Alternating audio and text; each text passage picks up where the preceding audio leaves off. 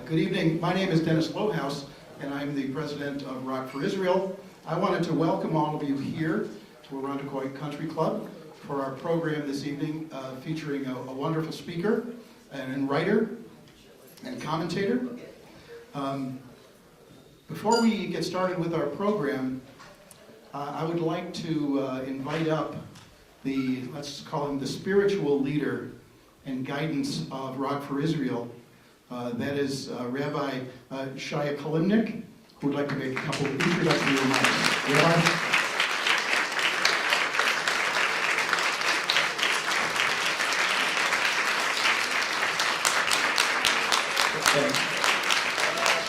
Rabbi,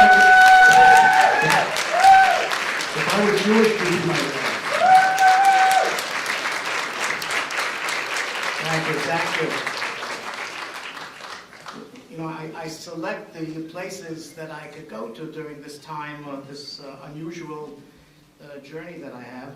And Roc4Israel, as I just told somebody, is a very important feature of our community because of its proactive voice in getting messages across to Jews and non-Jewish people about certain things that happen in Israel that we need to know and respond to. But before I get into that, I'm going to try to be as brief as possible, which, trust me, I will. A few things. First, I want to thank Roc4Israel for having conducted bone marrow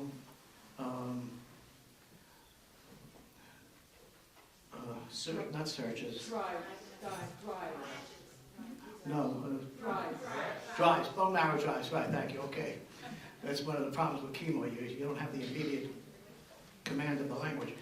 But in any case, I know that it took place at first at Saba Grill, JCC, Hillel School, TBK, and also in the 19th Ward. It's a Kiddush Hashem. I am so grateful that it's in my honor. I always ask God that I hope that there's going to be recipients of the bone marrow that has been collected, and there will be a life that is saved, lives that are helped, and that's an extension of Roc4Israel. It's not on the agenda of Israel, but I don't know how to express my appreciation more than I am saying right now.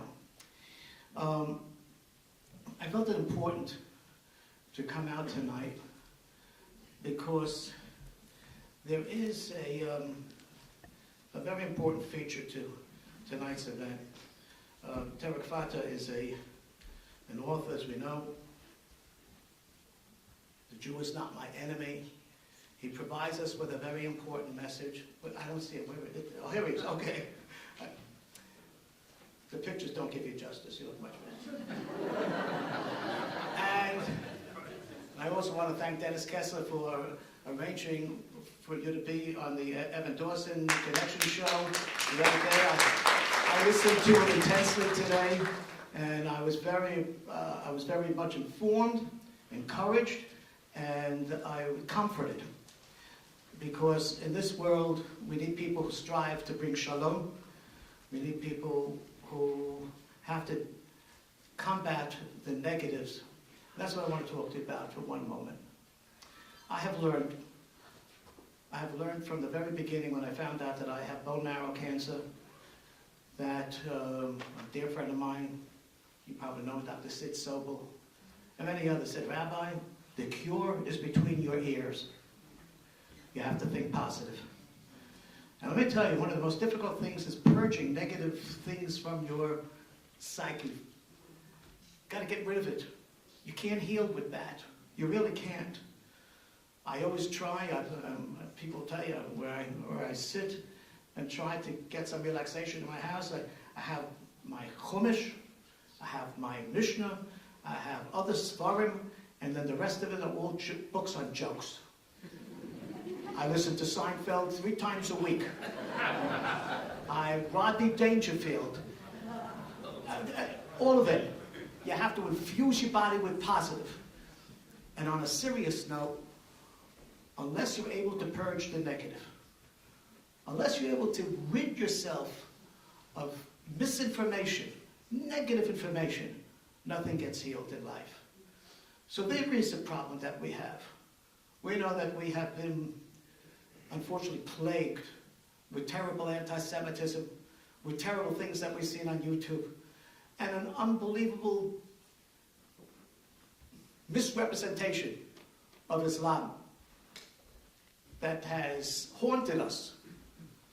And it's important for us to know that when we talk about major religions, we're dealing with good people who are journeying throughout life and their search for God in their particular persuasion. I have a good friend, comes from Afghanistan. He's one of the supervisors at the kitchen in a Jewish home. His name is Kais.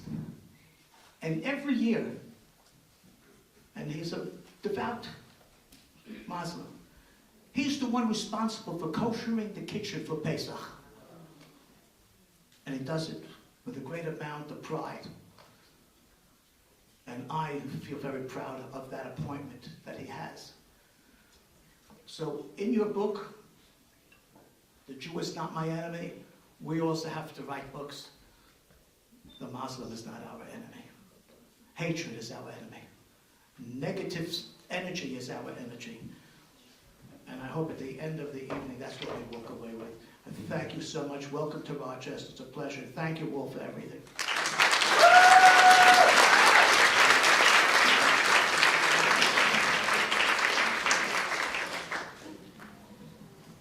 Thank you very much, Rabbi, for those wonderful words. I'd like to call up our moderator, if I could, A.J. Kasheta. Did I do that right? Kasheta? Who is a senior lecturer at RIT. His most popular class is called The Rhetoric of Terrorism. He holds a PhD from New York University, where he studied the effects of the French Revolution and the Reign of Terror on British society. After 9/11, he began focusing on the rhetoric of radical Islamists and on Western academic narratives explaining Islamic terrorism. In 2014, he was made a fellow of the Middle East Forum, and in 2015 was a Shulman Ginsburg Fellow at the Forum. So, AJ, thank you very much for coming, Doctor. We appreciate having you here.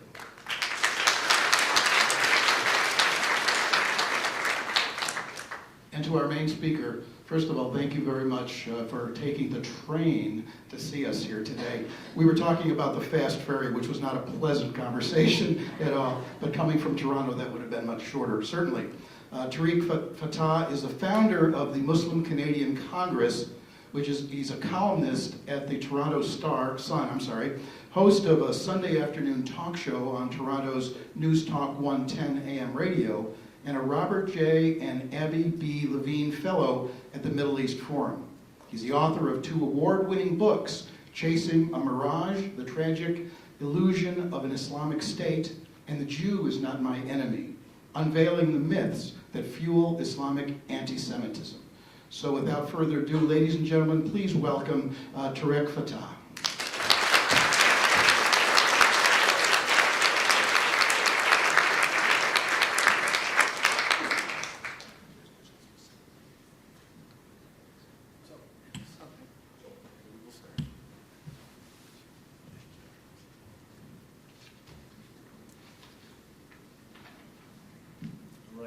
So I thought we would start by having you tell us a little bit about the organization that you founded and run and what it's like to be a reformer. Well, thank you very much for inviting me. Shalom, assalamu alaikum, namaskar. I see a lot of people here from not just Roc4Israel, but outside that fold as well. Thank you for coming. Thank you for inviting me. Just want to make one thing clear. I don't believe in any reform. My emphasis is on strictly focusing on the First Amendment and keeping religion out of politics. I or anyone else, whether they are neo-atheists or secularists or deeply orthodox, can't lay a claim to have completely understood what needs to understand about life, what makes cancer survivors live when others die, what makes me alive. I was given 3 months to live with a tumor on my spine, got paralyzed, and I'm walking, and I never go to a mosque. So I don't know who's looking after me, nor can I claim that. What we've tried to do in our organization is to find a place where the enemies of joy can be identified, who are usually the enemies of women, who are usually the enemies of gay and lesbians, who are usually the enemies of black people, and when you count that all in, the Jews are not too far. And of course, Hindus, who are the sworn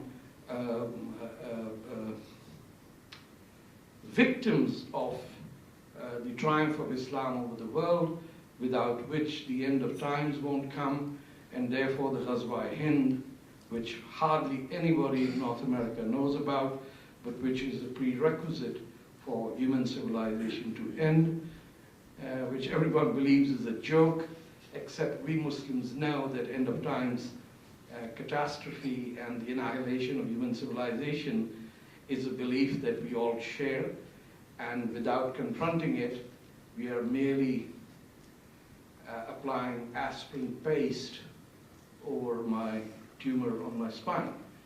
And so we created this organization knowing that it will be very tiny and it will be very difficult, but it will trigger some interest in why it has become such a norm for Muslims to hate. And part of it, we understand, is a lack of accomplishment in the last 500 years, whether it is my cane or this microphone or the electric lights or this, the auditorium or the chairs. Everything has bypassed us since the turn of the last millennium, which is the year 1000. Ever since then, we are at a standstill.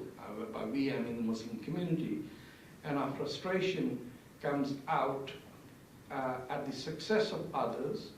On one end, the Jews, who are so few that no Muslim can claim to know a Jew.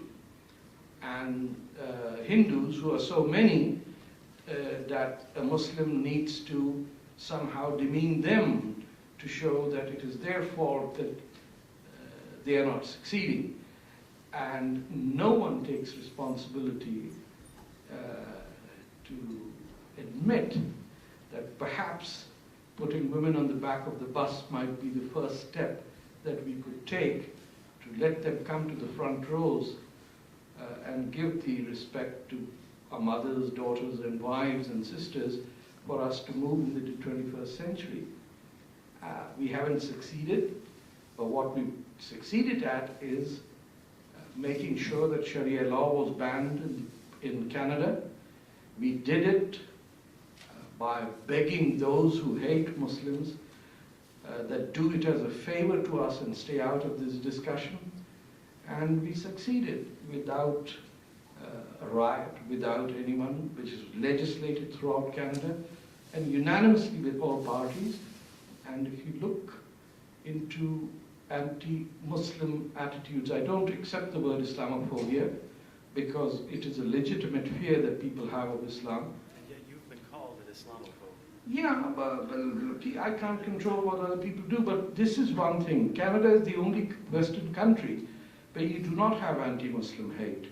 And the only reason is that the appetite to stand up to jihadis has been taken on by Muslims. We don't have Pam Keller or Robert Spencer or Bridget Gabriel. We have Muslims who fight jihadis. In the United States, you don't have any. And that is a problem. So you give rise to folks who are fulfilling the vacuum while Islamists in the White House, both in the Bush and the Obama administration, have penetrated to the extent that even President Obama goes to a mosque tied with terrorism where women were told to go to the back seat. And he was okay with that. Not only that, Michelle was okay with that.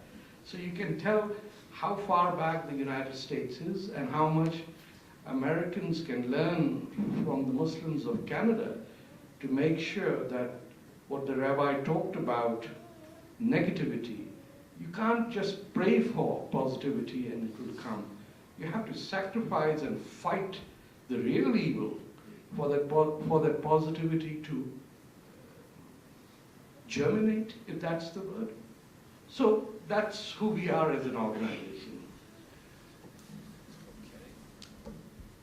Then let's get right to the core of what you were just referring to.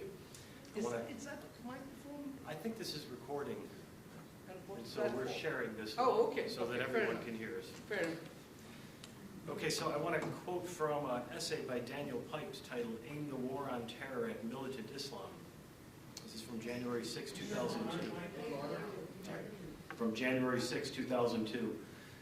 The passage goes, Islam itself, the centuries-old faith, is not the problem, but one extremist variant of it is.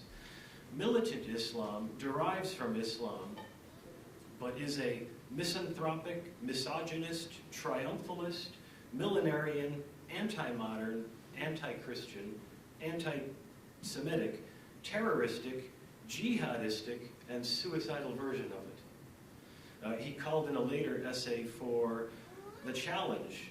The challenge is clear. Muslims must emulate their fellow monotheists by modernizing their religion. No more fighting jihad to impose Muslim rule. No more endorsement of suicide terrorism. No more second-class citizenship for non-Muslims. No more death penalty for adultery or for honor killings of women. No more death sentences for blasphemy or apostasy. Can you tell us your reactions to those? Well, he's accurate, but it won't have any effect because he's a Jew lecturing Muslims. It's going to bounce off without any resonance. The challenge that we face today is that we really, by we I mean, how could I say we? I mean the non-Muslim world, whether they are Jews, Christians, atheists, Marxists, Hindus, or Buddhists, have not made partnerships or have helped people who could speak what Daniel Pipes says and be able to take that message anywhere. A whole industry has evolved after 9/11 where an entire segment of individuals have garnered their own personal followings by writing books or going on trips and tours and lectures to non-Muslims and getting acclaim and having no effect. So you could make documentaries, you make films, nobody watches them, Daniel Pipes can write, it can't happen. Because once you are seen as the adversary who has left Islam or is a non-Muslim, then you're not in the team. So if you form ex-Muslims of North America, well, you left the goal. The other side is going to score as many as you want. There is no goalkeeper there. The solution that there is so counterintuitive to the North American mindset, they will simply dismiss it. For example, in the Muslim world today, the only country that is not going to invade any other country is Iran. Yet 100% of Americans, and especially the Jews, think that Iran is the worst country. And who are your allies? Saudi Arabia, that blew up your buildings. And they're all connected. With Twitter is invested with this. Prince Talal is involved with all the major Jewish billionaires in this country. They're all working in Citibank, everywhere. And all of you are convinced that Iran is the problem, with no nuclear weapons. And you have nothing to say about Pakistan that has 200 pointed at Tel Aviv. But you don't know that because most Americans think the world ends at Iran. And after that are dragons that breathe fire, and there's Bali and Goa and strange Japanese and somebody doing yoga and all these mysterious Hindus. Where did they come from?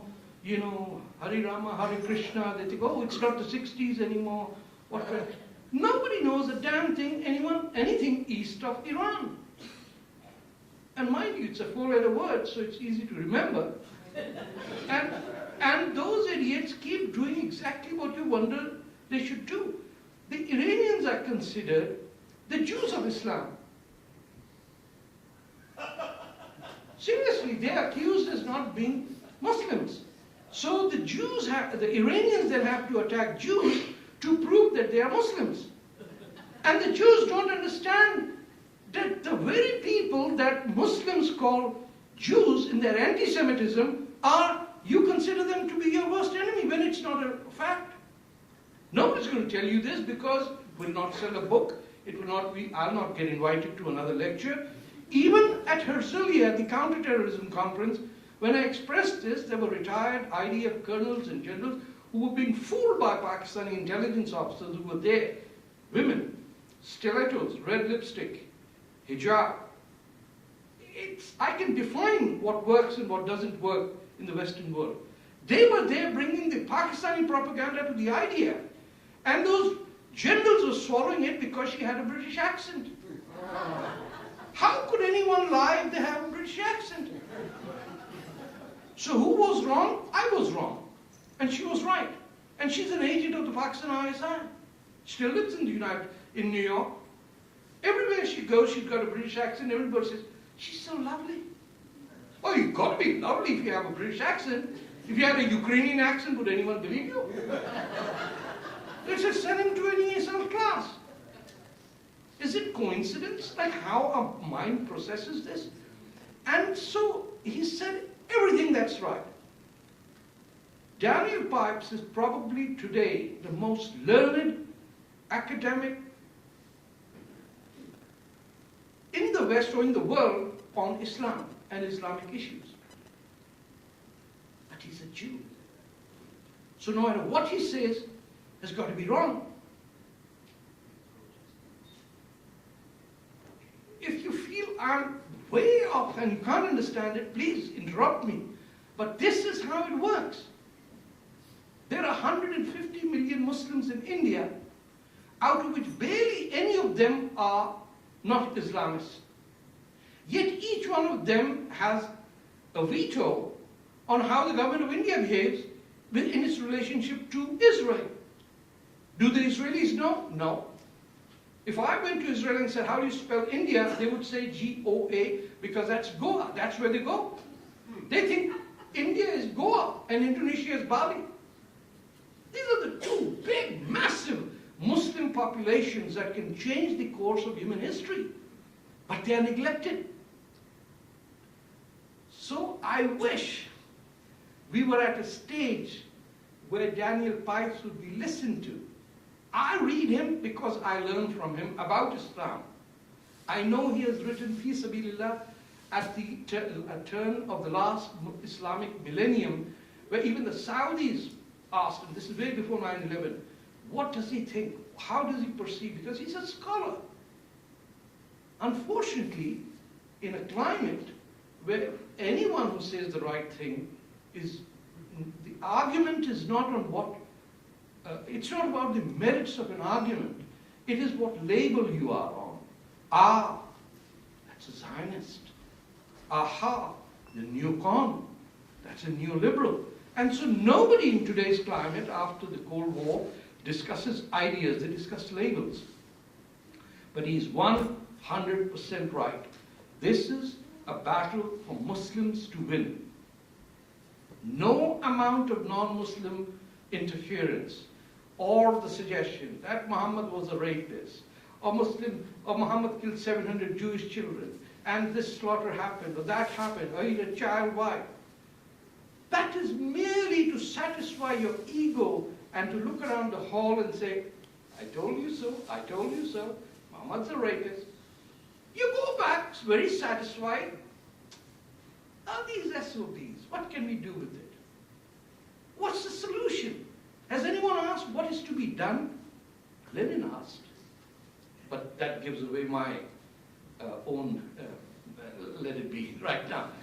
But that's the question, what is to be done? There are 1 billion Muslims, they're not going to fly over. There are 3 million in the United States. From Keith Ellison, what's the name? Keith Ellison, to Tulsi Gabbard, a Hindu, a Muslim supporting a Jewish candidate for the president. What better? Coming together of the stars, can you imagine? That's happening in the 2016 election. But who do we meet in Rochester to understand about Muslims? The same interfaith industry. The same mullah gets invited, sits with the rabbi, has some food. Interfaith dialogue, one of the most rotten ideas ever created. And I say, are there no Jewish strippers meeting with Muslim strippers? Is there no cab driver who's Jewish meeting with a Muslim cab driver? Are there no woodcutters? Are there no carpenters in the Muslim world? Are the only Muslims that get recognized to be Muslims? Do we have to be that ugly?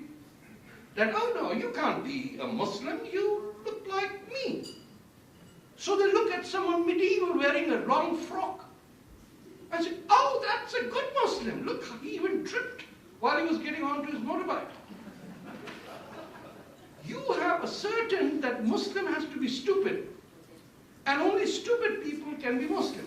Therefore, we will meet in interfaith nonsense about whether a horse can fly, a monkey can carry a hill, a mountain, to get a weed for the Hindus, or the snake can talk for the Christians. Is this what we are discussing? Because nobody's converted anyone in the last 15 years of interfaith. They started meeting after 9/11, remember? Let's pray together, hold hands. Nobody converted anyone. They fooled each other, had a lovely party, dressed up like a circus, and everybody went home. Show me one Muslim that any Jew or Hindu or Christian converted to say that First Amendment is fundamental to the United States of America. Sharia should be banned from the United States of America. Show me someone that you have managed to convince. Nobody.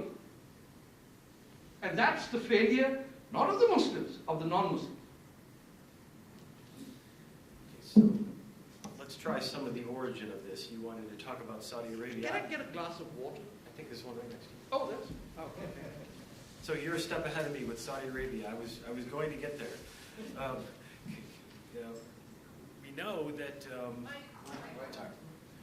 We know that we are told Saudi Arabia is our ally. Of course, you write that Saudi Arabia is not our ally. There's 21 pages of the 9/11 Commission report that are still black that we don't know what's in there. So maybe none of us knows if Saudi Arabia is an ally. However, we do know that Wahhabism and the so-called Wahhabi lobby has exerted a great deal of influence on the West. So maybe you could talk about that. We were mentioning a few days ago a book by an Indian scholar, a physicist named Murthy Muthuswamy, who has written that what the Muslim world must do is embrace India and abandon Saudi Arabia.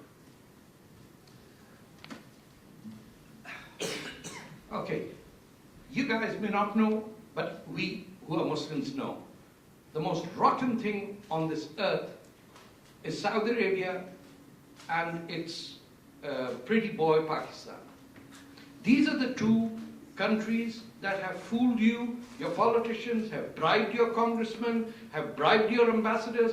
Every American ambassador to Saudi Arabia or Pakistan always ends up with a fantastic job. Prince Bandar bin Sultan in Wall Street Journal had the audacity to say, knowing that he had both Bush and Obama as his little puppies, he said, we take care of them when they lose their elections. So when they win it back, you know what happens. You got your Assistant Secretary of State losing State Department files in a hotel room that end up in Islamabad. And she's not charged because nobody wants to hear or read in disclosure what will come out. How many of you are aware of that? Obviously not. Her husband died alongside the Pakistani dictator, General Zia-ul-Haq, in his air crash. How many of you know that? No, you don't. You know Saudi Arabia occupies the holiest place of Islam, Makkah and Medina. How many of you know that? You don't.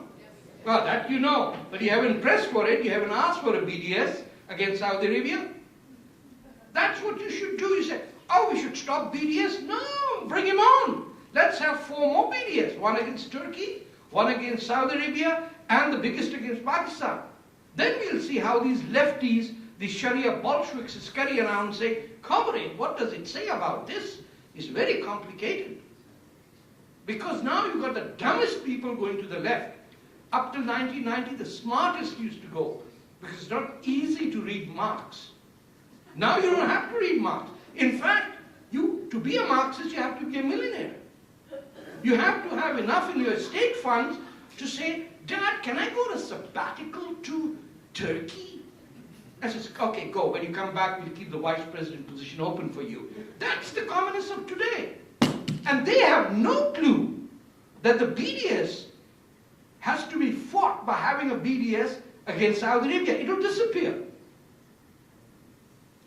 Saudi Arabia is the occupation of the Kingdom of Hijaz in 1924 by the Sultanate of Najd.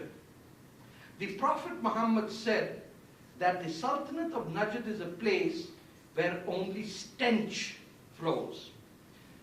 This is what the founder of Islam says about the people who rule the world today in Islam. But Israel doesn't have an Institute of Islamic Studies, which I have suggested should be run by Marxist Muslims, and you will have the best scholarship in the world. But the establishment, all countries, listens to primarily Muslim women, not Muslim men. You will notice this. It's Muslim women who are going around giving speeches, making films, giving talks, and doing absolutely nothing except writing a book that comes up with their face on the cover. So much could have been done by my friend Ayaan Hirsi Ali. But why do it if you've already got, we used to joke when we were young Bundist type of communists in university, that comrade, I got socialism in my home, that's when your pocket money went up, so I'm free now. You work for your own socialism. The left has refused to fight fascism and Islamofascism today. Unless the left does it, it's not going to work. Because the right and the conservatives have been anti-women, anti-immigration, they've been anti-black, anti-gay, anti-lesbian, anti-civil rights, anti-40-hour work week, anti-Saturday, Sunday off. Everything that we today live comes from the left, and the right has opposed it. Currently, it's the right that is right. But who's going to believe it? So they believe the left. And in doing that, you're consolidating and making sure that everything that Saudi Arabia feeds to the West comes really good. Today's center spread in the Toronto Star is an interview with the Saudi foreign minister, depicted as an intellectual. How does an intellectual wear clothes that are every day the same color? Who in their right mind has a wardrobe of 50 suits of the same material, same color, same headdress, and say, oh, what should I wear today? Oh, it's the same damn thing. The whole country's wearing the same clothes. This is Mao's China. Didn't we laugh at them when they would all have grey uniforms with a red book and a bicycle underneath that?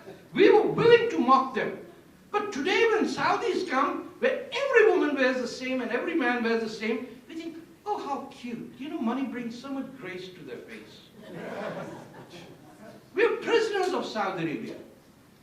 I have never in my life, I've been in 27 years in North America, seen anyone with guts to protest outside a Saudi consulate.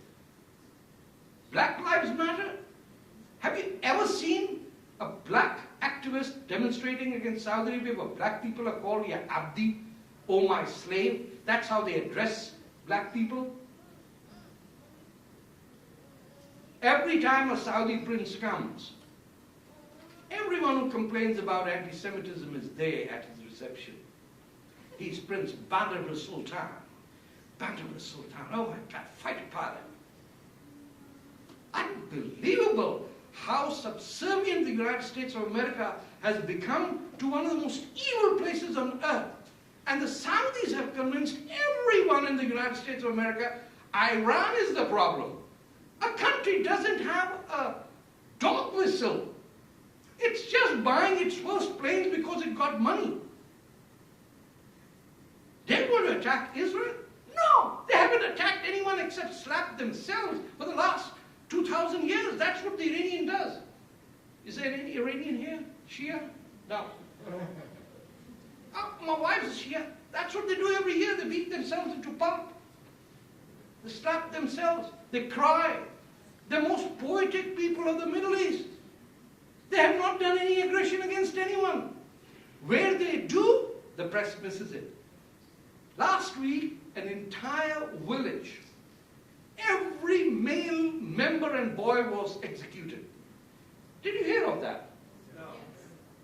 Only today the Independent picked it after we shamed them.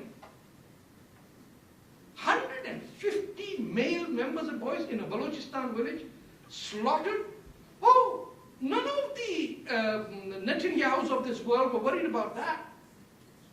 I don't think he knows that Iran occupies Balochistan. They don't even know that in Pakistan, Balochistan, there are 200 nukes. I'm sure the intelligence knows, but they don't want to disturb Saudi Arabia because Saudi Arabia paid for the nuclear program. And the Saudis have off-the-shelf nukes stored in Saudi Arabia made by Pakistan. The BBC has done the project, silenced and removed from the BBC. Saudi Arabia today is the evil empire, not North Korea, not Iran, not all these other Kazakhstan, Tajikistan, or anyone. Pakistan provides the manpower, the San Bernardino killers, the New York Plaza attack, the 9/11 mastermind, Khalid Sheikh Mohammed, all Pakistanis. What does America do? Pump $20 billion as reward.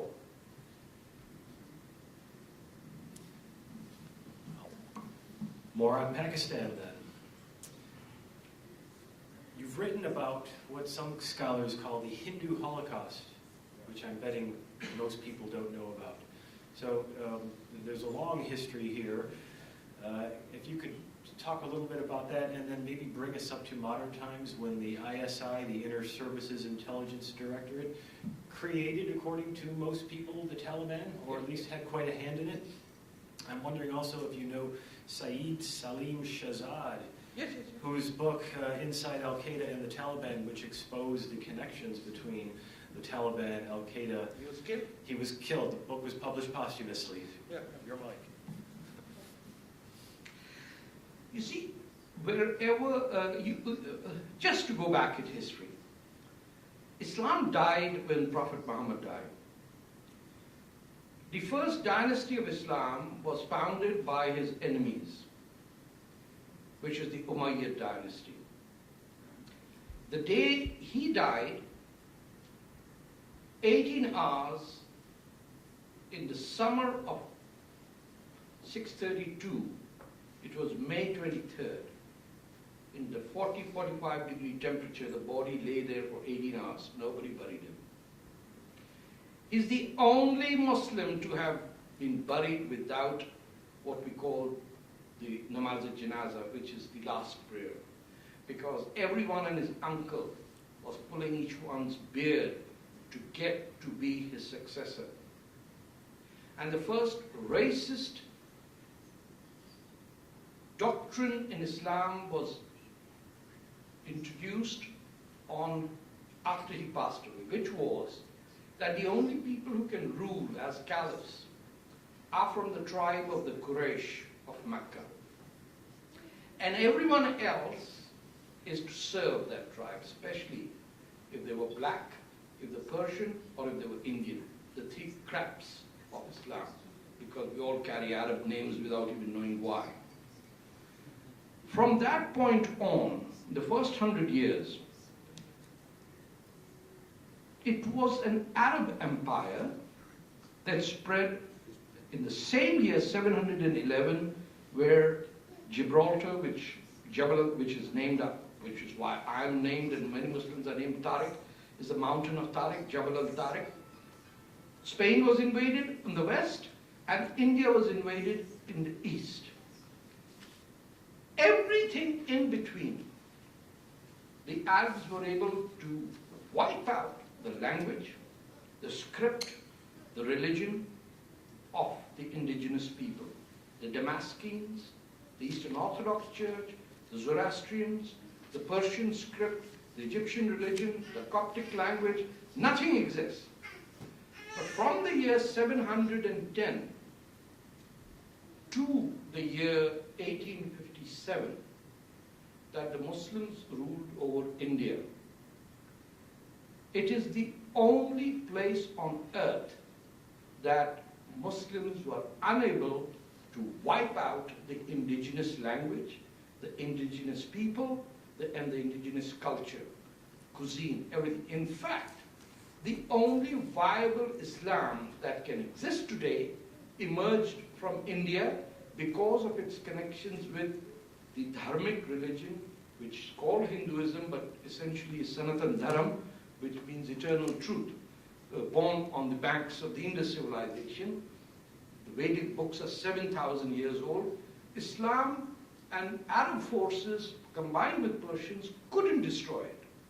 However, in that 1,000-year period, hundreds of millions of Hindus were killed. Over this 1,000-year period, the Hindu concept of time is very different from the Judaic-Islamic concept. The numbers that the Hindus use, ours end at 1 trillion, theirs go to 1 trillion, both in plus and minus. What we consider the 4 billion years as our existence, they consider it to be a blip in human existence. So you've got to understand that from a Hindu perspective, time is of such greatness, and the reincarnation of the human soul is such that he or she doesn't take it too seriously. He can still survive, she can still survive, and India's existence today is a testimony that it is home to the Jews, the only country ever where there was no anti-Semitism, where even the Muslims were not anti-Semitic, which is remarkable, which I'm studying.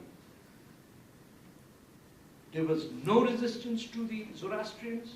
There was no resistance to the very people who killed them and embraced them. And when the author you quoted said that they should embrace India, it is true. But because it is said by a Hindu, it will not be accepted. This comes back again. And the Indian Muslim leadership is so pathetic that those who are secular and liberal say, sure, it's not my problem. Those who are retired like me after 65 and can't be fired, don't have a problem being promoted, where do they escape? Oh, my grandson, my granddaughter, I love to spend time. They will never, ever put their own time and money to fight for what is good for future generations. So they sit aside, they become Bollywood stars, they become authors, they go on television shows and proclaim they're atheists, but they always remain anti-American, because that is their pass to come back to when trouble hits. Because the Islamists don't have a problem if you leave God, like Tarek Ali, he's celebrated.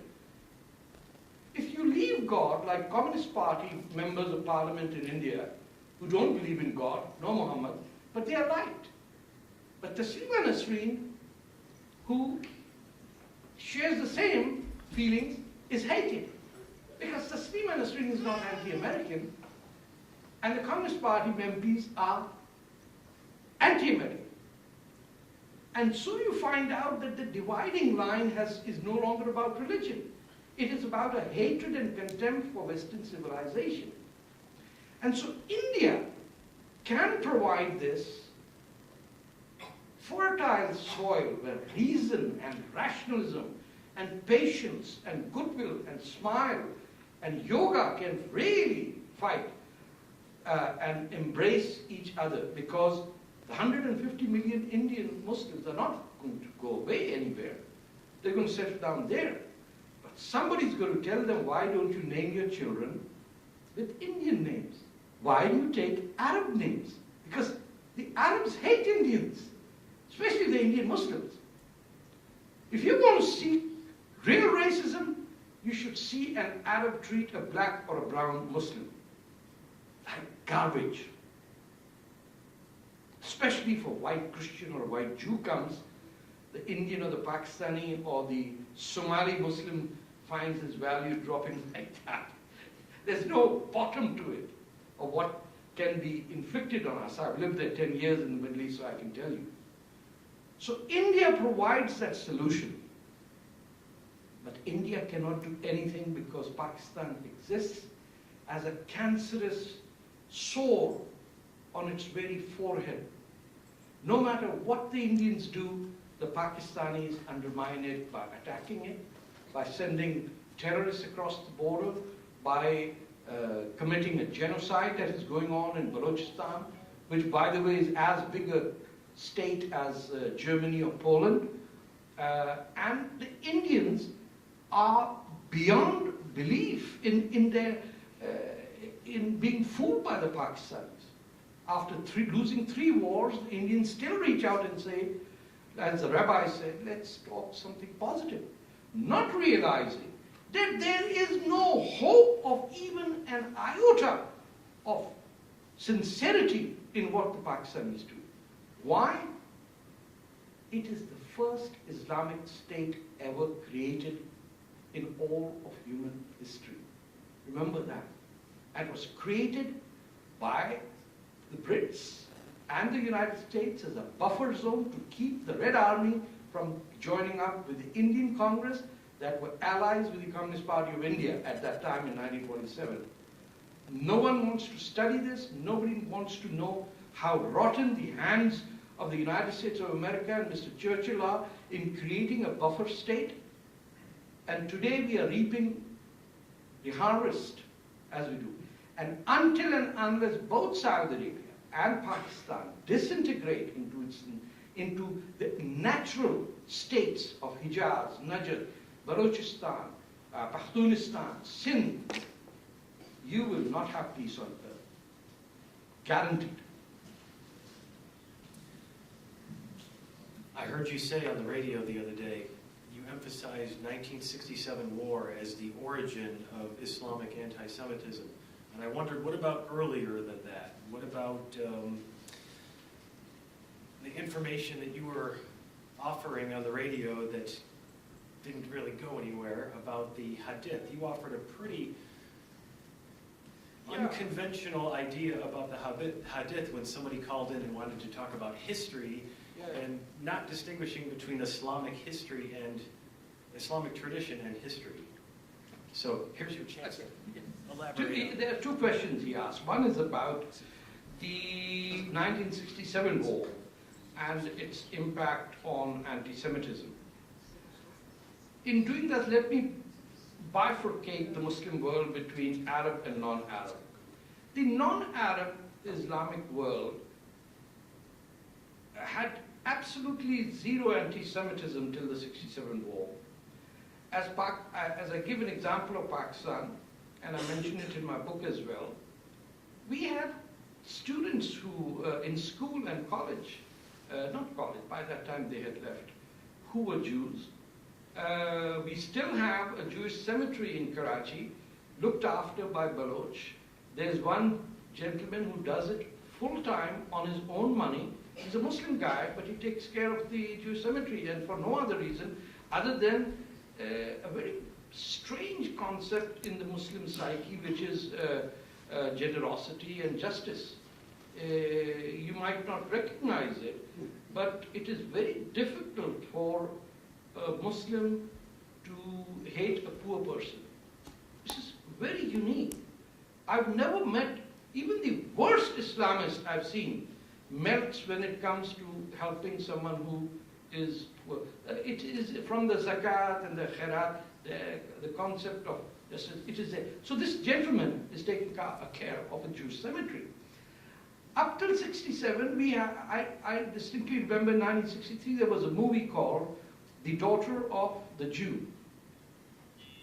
And it was a play based on Roman theater and all that.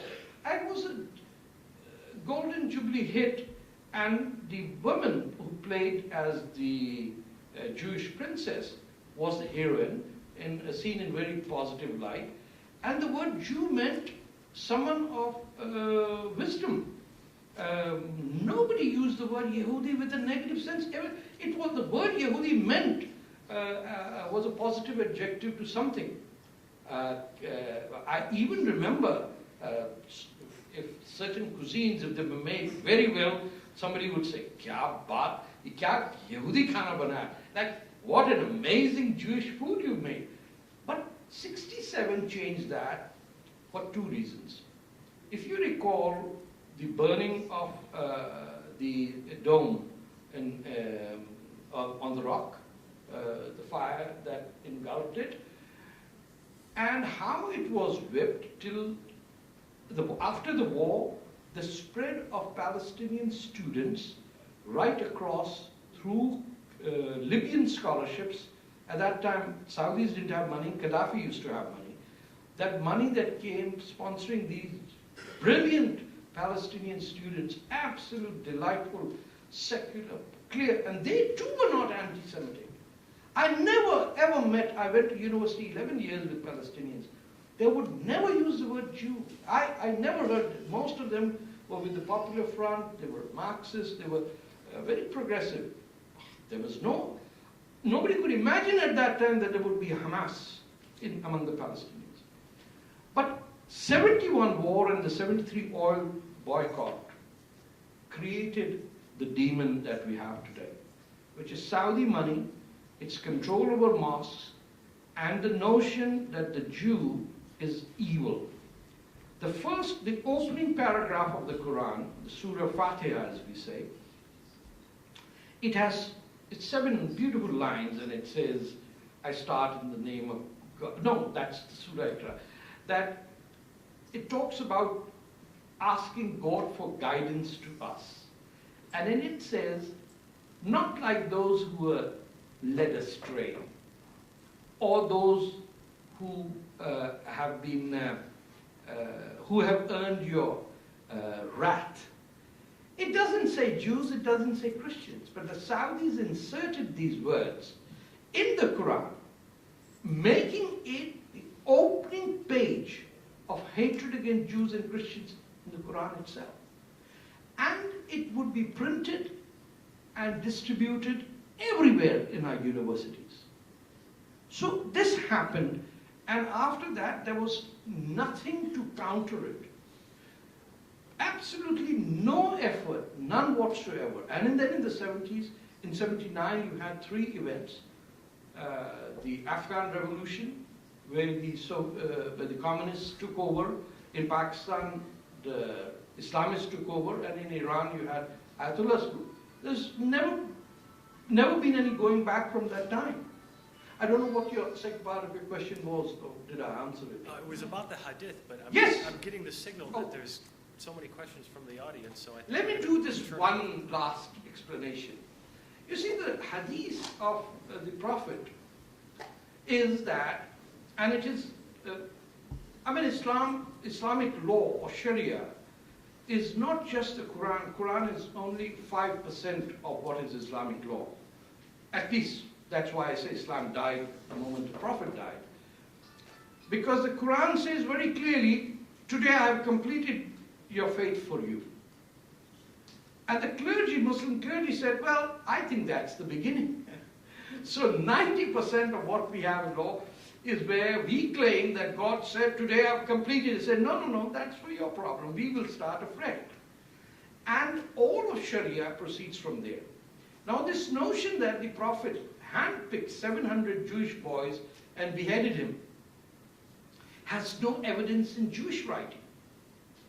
And the Jews can always be blamed for many things, but they can't be blamed that they've not recorded their own tribulations. Like that is one thing. You can't say, oh, we had a massacre, but nobody wrote about it. Oh, there's going to be an epic, and somebody's going to write, there's going to be a debate, 10 people will discuss everything. You can't have 700 kids killed. And the Jews say, oh, I didn't notice that. Where did he go? No, I don't know. Well, he was here. Somebody chopped off his head. Oh, okay, let's move on. It didn't happen. I've been to that city, Medina. I've stayed there for days. 700 bodies. Where were they buried? That city still exists. Excavations have not taken place. No one. They used a story 200 years after Muhammad had died and inserted it into his biography that he did it. Now that it became part of law, so the caliph can now say, to kill Jews is a holy practice, is a sunnah. Whatever Muhammad does, a Muslim is supposed to do. So Muhammad killed Jews. I like Jews, but Muhammad told me to kill Jews. What can I do? I have to go to paradise. Well, virgins are waiting for me. I got to kill a few Jews. That's how it has become. And when you present this, and everyone among the Jewish scholars who quotes this slaughter quotes Muslims. There is no evidence. If you take the 6-volume history of the Jews by Grass. It's not there. I mean, this is the 6th volume that was in everyone's home throughout the 18th, 19th century, or maybe later. It doesn't exist. I went back to the books written by the Portuguese writer on tribulations of the Jew. No mention. So the Muslims created this so that they could invoke Muhammad and be anti-Semitic. And the Jews, instead of counteracting that, they said, that's fine, I think this works for us. We can say that the Muslims are basically crazy, anti-Semitic. Instead of saying there is no evidence to it, everyone is saying, of course there's evidence to it. It suits all sides. So a complete baseless lie has today become the mythology on which Bridget Gabriel and Robert Spencer and everybody and his uncle who hates Muslims keeps on saying, hey, they're murderers, they're rapists. What can we do with them? So this is where everything written on the hadith or the life of the Prophet can easily be negated with a very simple argument with which I'll close. That all the Muslims who converted to Islam under the Prophet did it before the Quran was even revealed. So what is it to be a Muslim? Obviously you don't need the Quran. Now, I'm talking blasphemy now, but I'm talking facts. If it took 23 years for the Quran to come to earth, and most of the Muslims around Muhammad, whether it was Ali or Abu Bakr or his wife Khadija, or the 110 who after 10 years went to Medina to take safety under the Jewish city of Medina, how did they become Muslim? Obviously they didn't have the Quran or the Hadith, which means I could be a Muslim without. Because all I need to do is follow monotheism, follow the Jewish practice, and Islam ultimately becomes Judaism planted on Arab pagan culture. That's it. Wow. Now they are. One at a time, no interrupting. And then Tim Altier will come around with a mic, and we'll go on from there. Okay? There you go. Thanks for your comments. I just want to, there seems to still be a perception in the Jewish community that there is a blurring of lines between anti-Israelism and anti-Semitism. There's no longer the polite political distinction between the two. In fact, in this weekend's Wall Street Journal, Mr. Al-Levi, a professor from the Shalom Hartman Institute, made this statement about the Palestinian media, which repeats an almost daily message that the Jews are not a real people. They have no roots in the land, and their entire history is a lie, from biblical history to the Holocaust. And the current wave of stabbings is blessed for every drop of blood that has been spilled for Jerusalem. Every martyr will reach paradise. So, given this kind of verbiage and this attitude, the question is, how can there ever be a concept of getting along with each other and understanding you don't have to get along. Who's asking you to get along with anyone? But how do you deal with that? You deal with it by building a wall and letting the Palestinians have their state on the other side. By not being susceptible to the situation, saying, how will we fulfill our labor needs? It's not simple. You are building a wall, then let the people on the other side join Jordan or have a Palestinian state.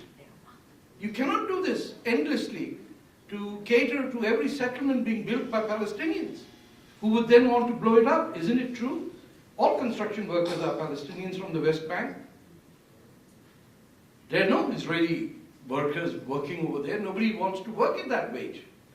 So, Jew hatred should be called Jew hatred, not anti-Semitism. Some of your language is so, by the time you can explain what is anti-Semitism, you lost the argument. People hate Jews. You, Jews. People hate you. It is called Jew hatred. Why are you complicating it by being Jews and making it anti-Semitism? Where you first have to say, what is Semitism? And then the Arab says, I'm a Semite. Then it's the argument lost. You're using European arguments in the Middle East. That language was effective in Warsaw, or Berlin, or Moscow. This is Cairo, Karachi. This doesn't work there. They hate you. You understand that? What do you do about it? Well, you don't do anything about it. Why do you want to live with people who hate you? There is a Jewish disease to go towards death. Why do you want to go there? Give independence to the Palestinians. They deserve a state. Only you can give it. The Palestinians, if they wanted a state, they could have had it in 1948.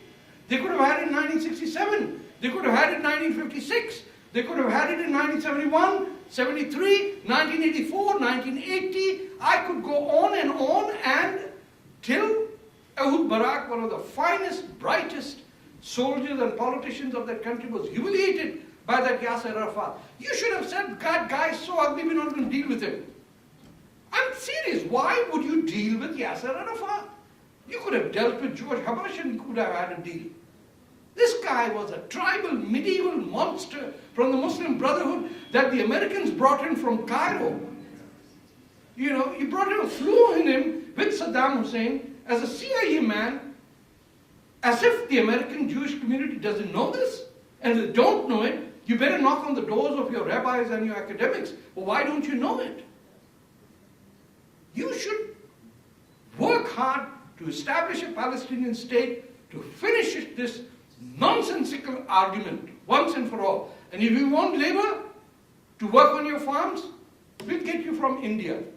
Right? I'm serious. The Hindus will come work with you with utter delight. Go to Kerala or Tamil Nadu. Some of the finest urban workers of all time you find over there. And if you need real people, we'll get you Pashtuns who are from the Israeli tribes in Afghanistan.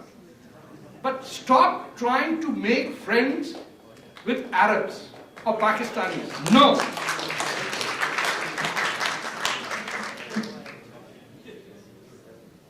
It is my understanding that if someone leaves Islam, he is either killed or at least banned in communications. Obama left Islam, or allegedly left Islam. Why isn't he? Okay, here's the point. He didn't leave Islam. No politics. No politics. He didn't leave Islam. No politics. No. Let's be very honest. Nobody goes to a madrasa and not be a Muslim. Nobody has two fathers who are Muslim and say, well, actually, our first one was a Muslim, the second one was a Muslim, then my mother's third boyfriend was a Pakistani, and then the fourth one was also Muslim, but I'm not a Muslim. It doesn't work that way. Like Tarek Ali, like many other people, like many secular Muslims, Obama was educated in Indonesia in a madrasa. You've got to be a Muslim. I'm also a Muslim, so people get me Muslim. Except I have a problem when people deny that they are Muslim. That's what makes them evil. He, from my perspective, is a Christian who goes to church, but once you've been through the madrasa system, it's incorrigible. I mean, even the Muslim communists start with the first line of the Quran. They don't even know it. They say, Comrade Bismillah Karo, which is the first three words of the Quran. there's going to be some Muslim over here. Najib was here, right? Am I right? Look, I told you. These are people who don't believe in Islam who use it. It's culturally embedded. I mean, you cannot go to an Indonesian madrasa and say, oh, I went there, but I've been to his madrasa. Go to Jakarta and see it out. First point was that when you're expelled from Islam or you leave Islam, you are killed. You know, throughout my time in university, almost everyone I knew was an atheist. We would go in the university bus singing parody about Quranic verses. We're still alive. You have a tradition of atheism in Islam that the Jews don't know about. What's the name of the Persian, the Baghdad, Mansur Hallaj? Have you heard of him? Mansur Hallaj, under the Caliph Harun bin Rashid, considered one of the most enlightened people. He was, except he had 200 concubines. That's a separate story. So Harun, this guy comes up, he's an atheist, and he says, and I'm God, which also is a double meaning, I'm the truth. But if you do a mathematical equation, if truth equals God, and I am the truth, therefore I am God. So they said, well, now that you've said you're God, you have to die. He said, fine. So they took him to the bridge over Baghdad, and they chopped off his arms, and burnt it with tar, and gave him a last chance, and the Caliph came in the night. He said, oh, goodness sake, man, just tell these mullahs you're a Muslim. He said, no, I won't. And so Mansur Hallaj's head was chopped off. The mythology, I'm talking of the 10th century. This is when we had all the mathematicians. And the number 2 guy in every Islamic court used to be a Jewish rabbi. These were the good times. So his head was cut off, and the mythology grew that as the head rolled down the bridge, it said, Anar Haq, Anar Haq. And every Muslim culture today celebrates Mansur Hallaj. You explain this contradiction. Every Indian Muslim poet has mocked God, mocked Islam, mocked everyone. Punjab, where the Sufi saints and the poets came, everyone said, I mean, there is a poem from, God, I forget his name.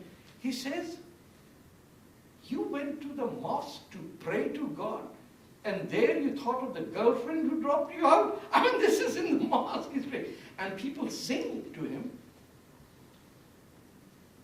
The problem is that you guys are meeting in interfaith dialogue with idiots. That's what I'm saying.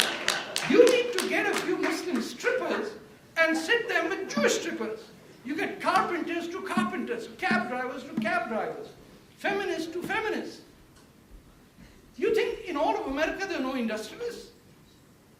Then there is a guy who even owns a football team on the West Coast, a billionaire.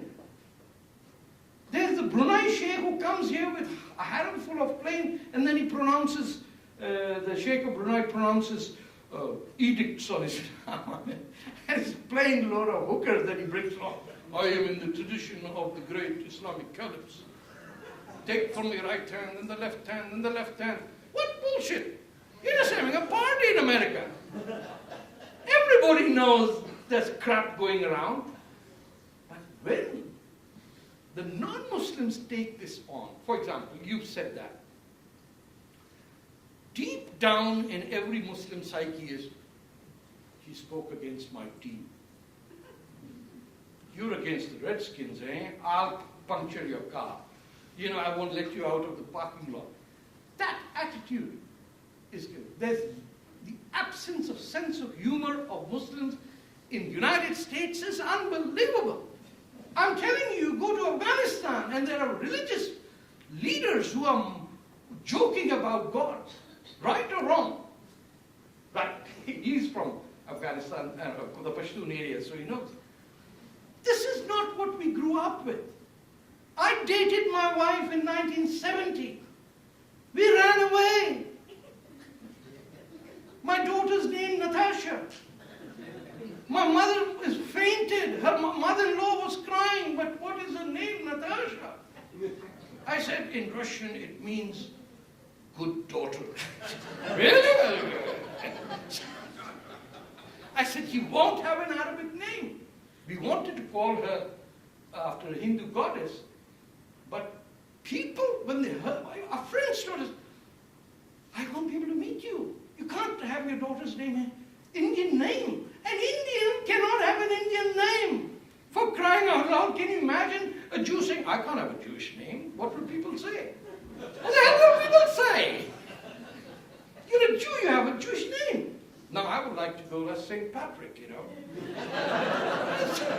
Not that way. So, we are dealing with the wrong people. This is not about center inquiry. This is not atheism. I have to respect the religion of my mother. She gave birth to me, and I can never insult her. That's what I owe to her. You know what the word rahmah, rahmat in Arabic is? Its root word is from the uterus. The giving of unqualified love, without any unconditional love. That is what is rahmat. If my mother gave birth to me and she's a Muslim, I'm not going to insult her by saying, Mom, when you say that Muhammad flew on a horse, why didn't he fly on a swan? I actually did ask her when I was 12. I was beaten. I can't tell you. I said, well, why a horse, Mom? It could have been a swan or a duck or something, a swallow. Why does a horse have two wings and a peacock thing coming out of his backside, you know? That just doesn't make sense. Like a rudder, you know, the Persians have added a peacock thing. But you can't do it when people are religious. You can't hurt their feelings and build bridges. That's where we need the rabbi. Where is he? You see, oh, there he is. Yeah, there he is. Then you need to be completely positive if you want to have change. I'm also a cancer survivor. You know what we did in a cancer ward? Every night we would sneak in a tabla player and a harmonium. And we would have an Indian night every night. Nobody knew. Until we found out that everything was recorded on cameras. And so they said, you think you're very smart, Mr. Fatah, you got everything recorded. But everyone is in the conspiracy. We would sit down on the floor. We told the patients, while I'm here, your relatives will not be allowed, your friends will be. Why? When the friend comes to meet you, he says, that nurse is looking good. When your sister comes, she says, I'll pray for you. Who wants a prayer? I'm still alive. You know? And we got Comedy Channel as compulsory for every patient. Why? If you are laughing and you're happy, you can cure your own angers and your anguish. And you say, man, I'm going to die. What the heck? Let's have a party, you know? So anyway, I've digressed enough to...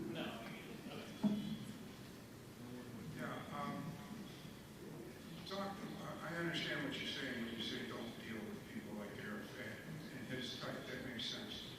What concerns me, and as an American who aligns himself with Israel, I see the Jewish population is basically in Israel. It's located in 3 major cities. Yes. Now, Hamas and Hezbollah, from a military point of view, and Iran has been supplying, Hezbollah and Hamas with missiles, and these missiles are made literally and put together originally, in Gaza and in Lebanon.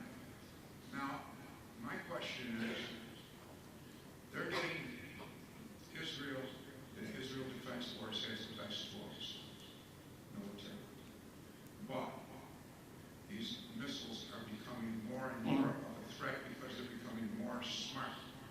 And as they become more smart, they're going to take out more Israelis. And as that happens, what is Israel's defense to that? Is it all-out war? Is it the use of atomic weapons? And should they? What? Okay, to begin with, let's go back to 1982. When the IDF entered Lebanon, most of you might not know, but Hezbollah welcomed the Israeli forces. All of South Lebanon, which was Shia, was celebrating. Think for a moment why. Think about that. Challenge your own preconceived notions of what it is. Hezbollah has to prove to the rest of the Muslim world. Hezbollah till the 20th century couldn't say that they were Shias. No place in the Islamic world could a Shia Muslim say he was Shia except India. Even Iran was a Sunni country. It was wiped out by a person who's known for other things, but he is the Saladin. When he conquered Egypt, he wiped them out. And all of them ended up, some in Yemen, and from there, India. So you have to understand this. The Arabs, Shias, were always in secret. When the Israelis came to South Lebanon, the Christian population over there, as well as the Shia, welcomed the Israelis because it was for them an escape from the tyranny of the PLO that lived from its headquarters in Beirut. Right, sir? Okay. When the PLO was vacated from Beirut, they were dispersed to Sudan, to Tunisia, to places around the world. It is the mistakes of the Israelis that the people they could have been allied with had to become their vocal enemies. And one of the reasons is that till 79, Israel had excellent relations with the most hated man in Iran, which was the Shah. Okay? So if I am fighting against a dictatorship, and Israel is a country that does deals with Iran for no reason, I cannot even understand why bright, brilliant people like Golda Meir and others were hooking up with the Shah, one of the most disgusting characters that ever was created by the CIA. Knowing, the Israelis knew that he had no support in the country. The Israelis at that time associated, the Iranians associated Israel with the Shah. So whether you're Mullah or whether you're Mujahideen Khalq or the Tudeh party, which is the Communist Party, or the Fidain, or there were about at least 20 groups that overthrew the Shah, and the Mullahs took it over. That's because France allowed it to happen. Have you ever wondered where Khomeini was all these years? Take it further. Take it to today. Yeah, take it to the day. Till today, not a single Israeli politician has ever criticized Saudi Arabia or Pakistan. What do you think Iranians think of that? The only country that can nuke Israel is never criticized by Israel. Think about it. I'm not saying what is right or wrong. I want you to ponder over this. Who is making the brightest Jewish community of all times, which lives in the United States of America and Israel, so blind that they cannot see 200 nukes pointed in their direction? And all the long-range missiles are said to be aimed at the Nicobar Islands near Singapore. Indians over here would know about that. And they laugh at it. You think Pakistan's built a long-range missile for 300,000 kilometers to hit an island somewhere in the South Indian Sea? No. It's pointed at you. And you don't want to talk about it. Subtly, I would suggest that partly it is also racism, because Indian Pakistanis are not sexy people to discuss. We eat with our hands, we have brown skin, we are not rap artists, you know. We just get along. We come, drive cabs, then become rich, own motels, become patels, and live happily ever after. We don't bother anyone. We even convert our religion, become that idiot from Louisiana, what's his name? Bobby Jindal. He changed religion 3 times. We got into the wrong Christianity, then so oops. You're Catholic, say, okay, let me go Catholic. Or South Carolina, what's her name? Nikki Haley. Who changes their religions to become elected? These are docile people. Nobody pays attention to us. And that is why, under your very nose, a nuclear power will hit you, and while you will be looking at Iran. Ask yourself, why is it that no Israeli, no Jewish politician, no member of Senate, no one wants to talk about this? Because $1 million accidentally in your bank account as a former ambassador or an undersecretary of state is a wonderful thing to happen. The Iranian missiles? You've got to have something in your head to do missiles. Missiles do nothing. You created the bogey within yourself to justify yourself. How can I say that I can guarantee? I can tell you something from history. The Persians have not invaded anyone for the last 3,000 years. They probably won't do it. They won't. There are too many Arabs in the way. And they have no problem with Jews because they're called Jews. Why would they kill Jews? Their whole essence is from Judaism. The Jews don't know it. How many of you know that Shias are considered Jews by the Arabs? Right? So why can't you get this through? Get me a job somewhere in Tel Aviv. I'll tell those guys. For goodness sake, this is so simple. You hire these damn consultants with $10,000 a day. They fool you. They come back on private planes. People are ripping you apart. That is why is Trump so popular today? He can see through this BS. Why is Sanders popular? People are sick and tired of crap that comes over from bobbing heads like on CNN, what's that one, Gloria Berger or some version? Like, what does she say?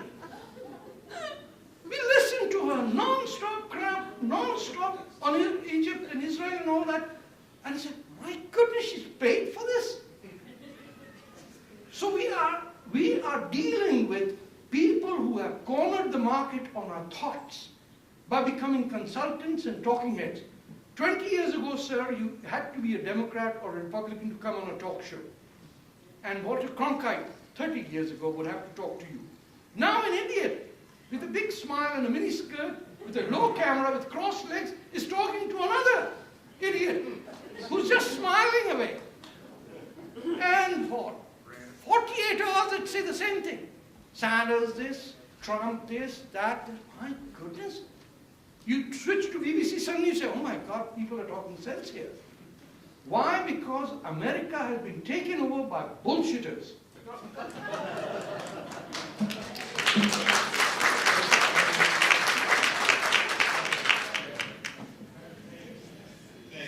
Yes. I've enjoyed your perspective on both Pakistan and Saudi Arabia. I think it's very helpful to understand the threat that exists there. Let me ask you something. I'm a little confused about your position on Iran.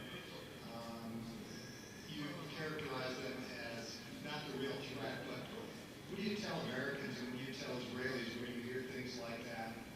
Iran is now paying the equivalent of $7,000 to every family of a martyr of the Intifada in Jerusalem?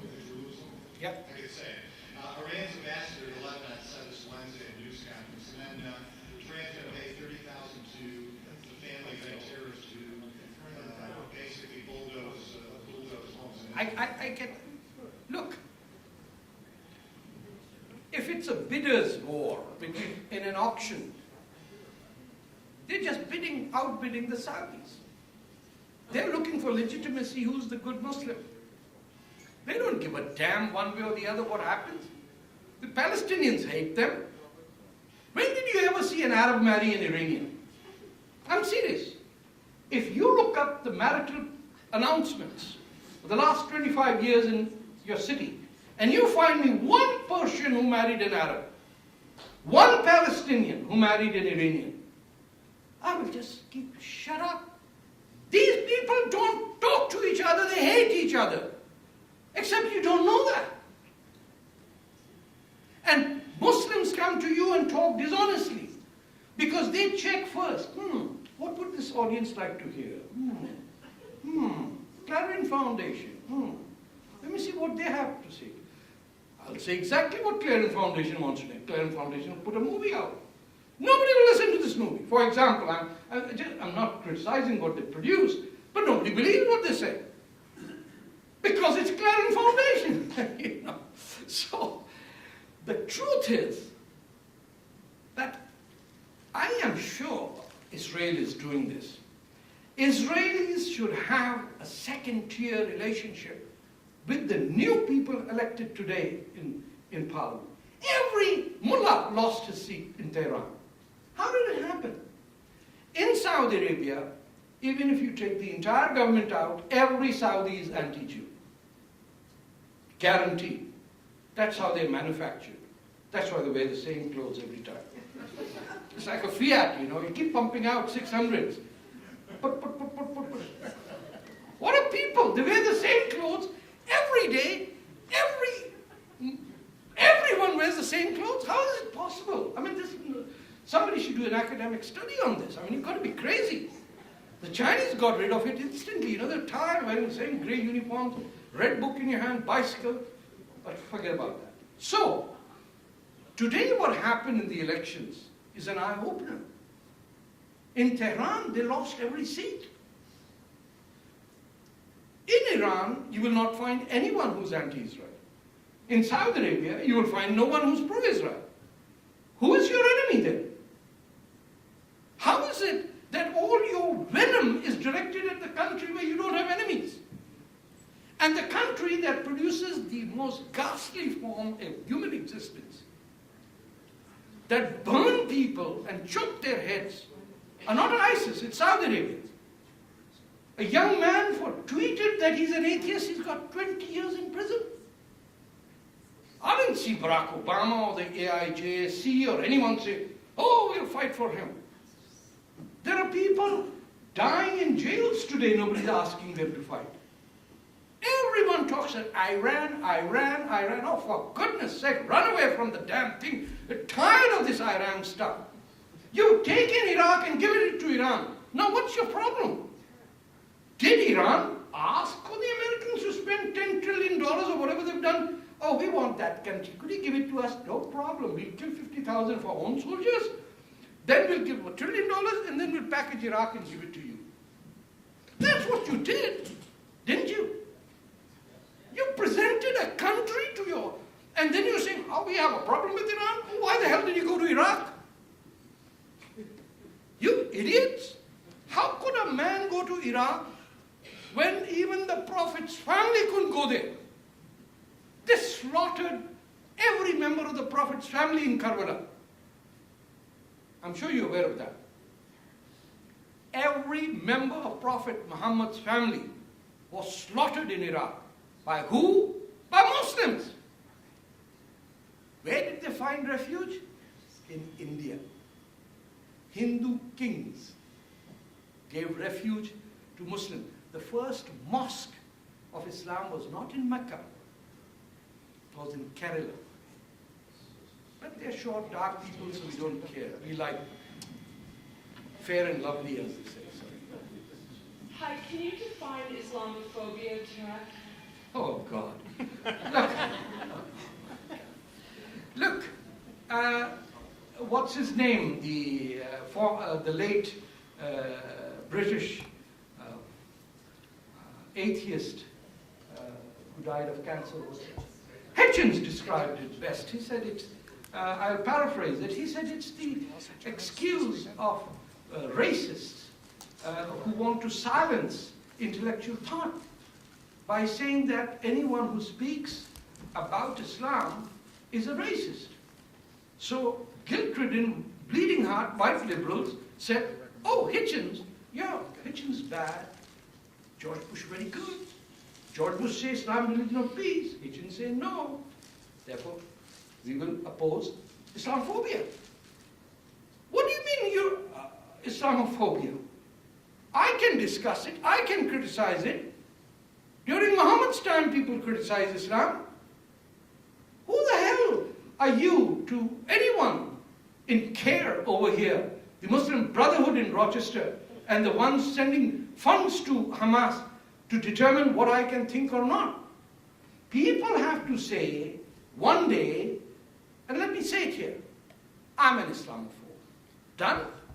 So, let's go to the next step. They don't want you to come to the merits of an argument. What they want you is to shut up. So they can put a sticker on your face and say, no, speak the English. Shh, finish. No, I speak the English. I came to America to speak my mind. Or I would have stayed there. In Egypt, Pakistan, or Afghanistan, the goddamn places where women are killed. And those who are civilized are sent to the back of the bus. And then you have Barack Obama saying, oh, they look so cute at the back of the bus. Why wasn't there a protest outside Obama's visit to that mosque? Nobody came. 3 Muslim women came. One, a convert from Nigeria. The other was Asra Nomani. And the third was, I think she's a Pakistani woman, from Pashtun woman. 3 women. Only 3 women. No newspaper reported that there was a protest at the place where Barack Obama entered the mosque by 3 Muslim women. Disgraceful. Because they all worry about their next contract to the Middle East. Do you know how reporting is done nowadays? The work is done. Imagine if you were a Chinese and somebody said, you don't speak Chinese. No, I don't speak no English. Okay, good. So we'll send you to Washington.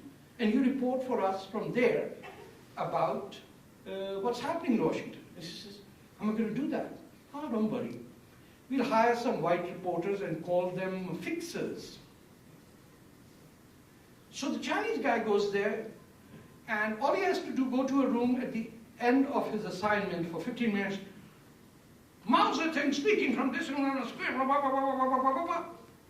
What he's got for 10 minutes is something written by a white guy. It's not going to happen. But white guys go to China without speaking a word of English, without speaking a word of Chinese, without a word of Hebrew, without a word of Arabic.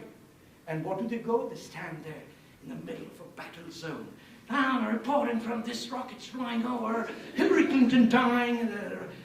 Nonsense! You liars! You get hold of senior journalists who work for you. Instead of calling them stringers, you call them fixers, as if they are bringing whiskey and women to your hotel room. Fixers? That's the term American media has created in their racist view by depicting people of color who don't speak English but are fluent in Swahili or whatever other language they want, and told them, I'm smart, look, I appear before a camera. I stayed the entire 30 seconds. All 30 seconds. I was there and I gave a report. Well, work done by somebody else. So you're being fed crap by people who are crap, who are giving you crap because they want to retire and become a consultant.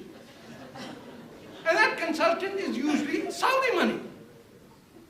And all that the Israelis are doing is anti-Semitism, which every time I have to explain to someone, why don't they call it Jew hatred? I don't know, these are Jews. They never do anything simple. Imagine if you call anti-Semitism Jew hatred. It's very simple. You'd be able to flush out the garbage just like that, Put a magnet through, steel scrub and everything will come apart. But you don't do it. You're stuck in the Warsaw of 1942. This is another world war. This is worse than Hitler. Hitler wanted to take over this world, destroy, wipe out Jews, but command the world and rule it. Stalin wanted it to bring communism to the rest of the world. Al-Baghdadi wishes to destroy human civilization to take the connecting flight to paradise. If you can't get this seriousness of what is Islamic fundamentalism or Islamism, you miss the boat. This is serious stuff, people. These people wish to annihilate human civilization. They are not there to rule over you. They are there, and I use this expression often, they treat Earth as a transit lounge. They don't concern themselves who runs the kitchen, who runs the toilet, and who runs the coffee shop. All they got to do is look at the sign and say, when is my connecting flight? The moment it appears, pick up the bags to paradise for the virgins. This is not a joke. This everyone believes. If you are a religious Muslim and you are the nice person who sits with the rabbi, he's not going to tell the rabbi this is what he believes. I'm sharing this with you because I know that this is a fact. There is no escape from the ideology of annihilation that comes after two events. The assault from the Beak, which is the ISIS magazine, the city the Beak, to fight Rome and destroy Europe. And the B-grade army then attacks India, which is called the Ghazwa-e-Hind, to wipe out Hindus. And then appears the Messiah that wipes out earth and takes them. Now this, of course, if you really believe that, I mean, you need to see a doctor. But if they have enough people believing this, and they have nukes, then you got to smarten up. And tell everyone to smart up. Tell your neighbors. The issue is not Islam, the issue is Islamism.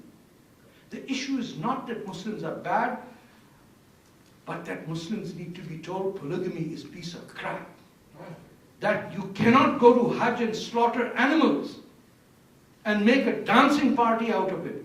You cannot take children and give them a knife to slaughter cows and goats as an entrance to manhood. It's all from Judaism. It's your fault.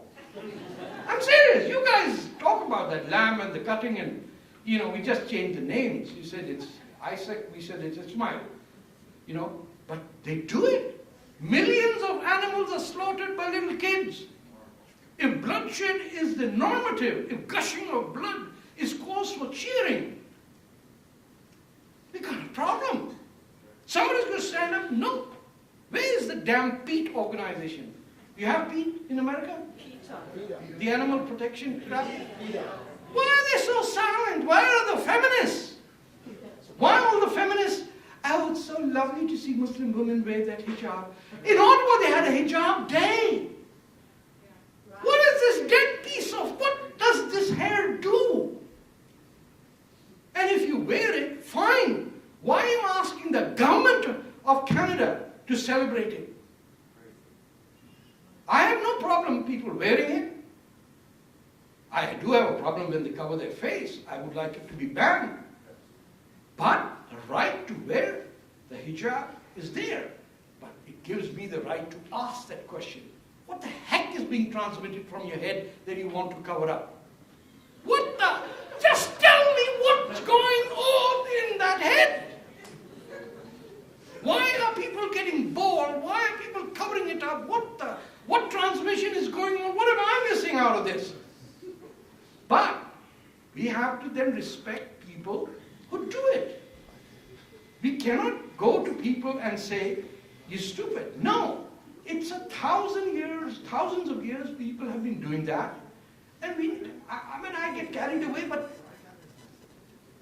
you see, the Sikhs wear it. The Jews wear it, right? The Buddhists wear it. But the Sikhs, Buddhists, and Hindus, and the Jews are not saying we want to destroy this world. Do you see the difference? There's no equivalence there. Every time I say this, well, what about your Jewish friends? They wear the kippah. Yes, but they're not saying we want to wipe out earth. They're only saying we want to save Israel. Don't you understand they have no aims to destroy Cambodia or Japan? You guys want to finish off places you don't even know exist. Kurdistan, one Muslim country occupied by 4 other Muslim countries, and all the women fighting said, first thing they do, take this off. They did it. They did it. You look at that refugee from Balochistan who came to Toronto the other day. All her life she wore a niqab. She got off the plane, first thing she did, took it off, threw it on the ground. It's a tradition, she has the right to do it, and she still covers her head. I support her in that. But she doesn't say that women who don't cover it are sluts. That's the distinction. Orthodox Jewish women are covering their heads, but they're not saying, "Oh, I kill you because you're Islam." They have the right to their belief because it is there since a long time, thousands of years. We can't hurt their feelings. But if that is a symbol, a flag of Islamofascism, which the hijab and the niqab is, if it is a political symbol, then I have the damn right. If it's a religious symbol, I have no right. I cannot tell a Sikh, "Why are you wearing a turban?" Actually, I do, but they just tell me to shut up. Well, that's between friends.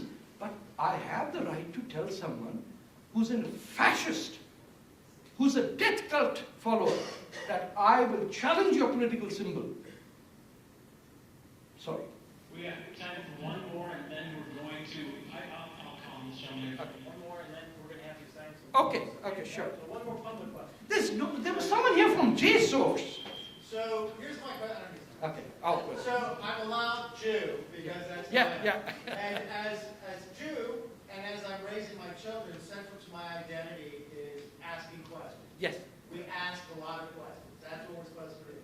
So my question to you is, when you speak in front of a mostly Muslim audience, what are the questions that are posed to you from that audience? Look, many of last time I talked to a group of Muslims is a long time ago. My audience today is tens of thousands of Muslims on Twitter and Facebook who follow me, who can discuss it with me, because people are scared. People don't know who's going to go nuts tomorrow. I have suggested the first thing Muslims should do is stop marrying first cousins. I'm serious. I think 50 generations of inter-cousin marriages has had immense damage on our physiological makeup. 3% of the population of Britain is Muslim. 14% of the handicapped children are Muslim. We need to do things, and they say, they get flabbergasted. What do you mean? The Prophet did this. I said, the Prophet is not suffering. You are suffering. I have no scientific evidence, but the low IQ that I see taking place from students who get out of Harvard and then go to kill someone, you have a bloody problem. So they don't want, even those who agree, tens of thousands. I think about 130 or 40,000 on Twitter, many Muslims, and they converse with me. I have arranged weddings for at least 15 young Muslim women who were not allowed to get married. I conducted the weddings, I got them registered, I work with them, and I never tell them to abandon Islam. I say the Islam that you have to wish is basically monotheism. If you are not comfortable with deep tradition, you just have to be a decent person, clear the neighbor's snow, and you're a Muslim. Because that's what essence, an ethical, decent person would be. I don't want to tell them, it's very bad. No, don't what? They threaten me. They would like to, nothing better than to knife me out. But then they set up a page when I was under cancer where you could pick a prayer against me and curse me. They're pretty well in IT. So there was a page where you could click and a prayer would play for God to paralyze me, or Ya Khuda, Ya Allah, kill him, or make him blind, or there was even one to make me impotent, and it was genuinely, I said, oh, this is serious. But anyway, but then I lived. So maybe there is someone up there and he listens. But it has to be done with deep empathy for your enemy. You can always greet a friend. The real test of human being is when you greet your enemy. That's the real challenge. So next time you meet a Muslim, say, tell us some jokes about Islam. And tell him he will have, or she will have some, bet you. Thank you very much. Thank you very, very much. So perhaps we could have you sit here in the chair. Yeah, sure. And if anyone in the audience has a book that they would like him to sign, we'll have the next 10 or 15 minutes signing some books. Thanks very much. And thank you all for coming. We appreciate it.